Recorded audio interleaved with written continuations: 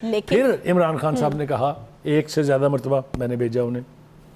میں نے پہلی دفعہ کہا آپ چلے جائیں، آپ کو تھریٹ ہے، وہ نہیں گئے، پھر میں نے ان کو دوسری دفعہ کہا کہ آپ جائیں، اور میرے کہنے پر، میرے مجبور کرنے پہ وہ گئے باہر۔ یہ دوسرا کلو ہے۔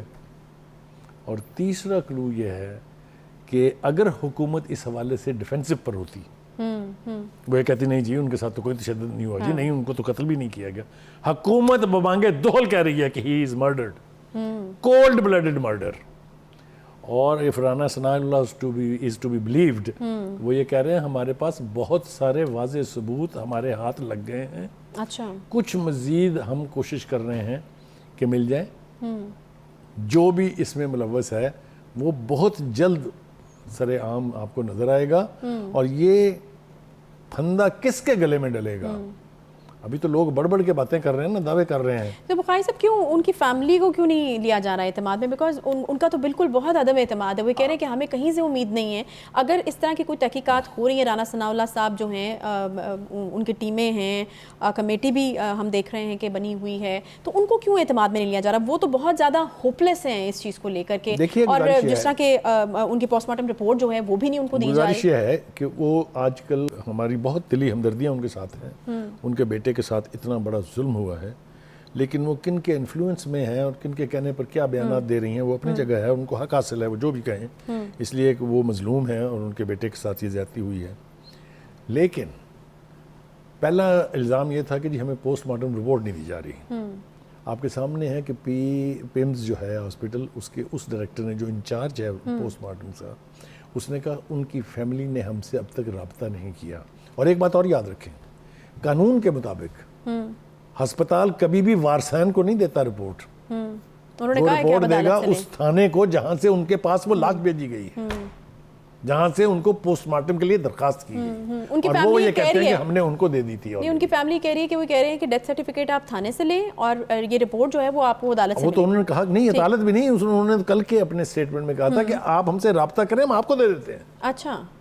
یہ بھی کہا گیا، لیکن اس کو جس طرح سے ایکسپلائٹ کرنے کی کوشش کی جا رہی ہے، میں یہاں ایک صحافی کی حیثیت سے دو باتیں بالکل واضح کرنا چاہتا ہوں۔ اگر حکومت اس میں ملوث ہے تو اس کی پردہ پوشی بھی نہیں ہونی چاہیے، اس میں کوئی اور اگر ملوث ہے اس کی پردہ پوشی بھی نہیں ہونی چاہیے۔ صحافت کا اس ملک کی تقاضا ہے کہ ہمارے ساتھی کے ساتھ ہونے والا یہ کولڈ بلڈڈ ایٹیٹیوڈ جو ہے، جو مرڈر ہے، اس کے تمام کردار جو ہیں وہ کیفر کردار کو پہنچنے چاہیے، اس کے بغیر یہ معاملہ حل ہونے والا نہیں ہے۔ تو بخاری صاحب کوئی حکومتی سطح کے اوپر احتجاج کیا جا رہا ہے کینین پولیس سے؟ کیونکہ رانا ثناء اللہ نے کہا ہے کہ کینین پولیس جو ہے اب وہ نہیں جو ہے وہ ساتھ دے رہی ان کا، یا پھر نہیں کوئی بھی تعاون نہیں کیا جا رہا، تو میرے خیال میں حکومتی سطح پر یہ احتجاج تو کرنا بنتا ہے کہ آپ کی پولیس جو ہے وہ تعاون نہیں کر رہی ہے، اور اس چیز کو جو ہے وہ I have more than one reason to believe کہ کینیا کی پولیس اس میں ملوث ہے۔ اچھا، اس لیے کہ یہ وہاں پروربیل سیئنگ ہے کہ canyon police will kill a person for $200، یہ وہاں کے بارے میں روایتاً کہا جاتا ہے۔ اچھا، اور یہی وجہ ہے کہ وہ اس کے ثبوت فراہم کرنے پر آمادہ نہیں ہے۔ نہیں تو گورنمنٹ کا کوئی کنٹرول نہیں ہے۔ اگر حکومتی سطح پر ہم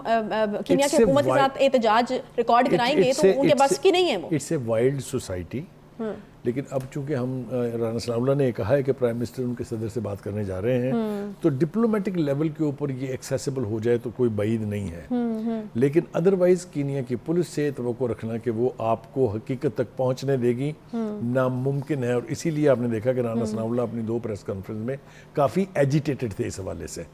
اس لیے کہ گورنمنٹ کی بھی خواہش یہ ہے کہ ان کے اوپر جو ملبہ ڈالنے کی کوشش کی جا رہی ہے، حقائق جلد از جلد عوام کے سامنے اور ارشد شریف کی فیملی کے سامنے آئیں، تاکہ ان کو پتہ چلے کہ یہ اتنا بڑا کھلواڑ ان کے خلاف کس نے کیا۔ نہیں تو یہ کس طریقے سے پاسبل ہو پائے گا؟ وزیر داخلہ صاحب نے یہ کہہ تو دیا کہ خرم اور وقار جو ہے وہ کینیا کے پولیس کے ساتھ مل کر ارشد شریف کو قتل کیا ہے، یہ بڑا سٹیٹمنٹ ان کی طرف سے۔ اب ان دونوں کو کس طریقے سے جو ہے وہ اس تفتیش کے دائرہ کار میں لایا جائے گا؟ وہاں پر کچھ انٹرنیشنل صحافی بھی موجود ہیں، وہ بھی کہہ رہے ہیں کہ کوئی تعاون نہیں کیا جا رہا، یہاں پر کوئی محکمہ جو ہے وہ اس حوالے سے تعاون کرنے کے لیے تیار نہیں ہے۔ پھر سلمان صاحب سے انہوں نے کہا کہ انکوائری ہم کرنا چاہتے ہیں تحقیقات، تو کس طریقے سے پاسبل کیسے ہو پائے گا؟ گزارش یہ ہے یہ تو بے بسی کا اظہار کر رہے ہیں وزیر داخلہ صاحب کہ بے بس ہیں۔ تینوں نام جو آپ نے لیے ہیں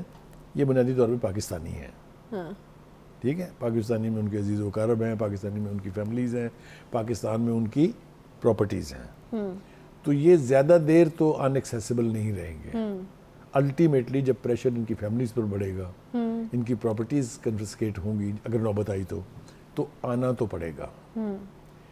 جو وقار صاحب نوبت کیوں نہ آئے گی, یہ نہیں آنی چاہیے, میں کہہ رہا ہوں اگر یہ نوبت نہ آئی تو it will be a failure on part of the government. بالکل, ہاں, کوئی دو رائے نہیں ہے اس کے بارے میں. تو یہ ہونا چاہیے.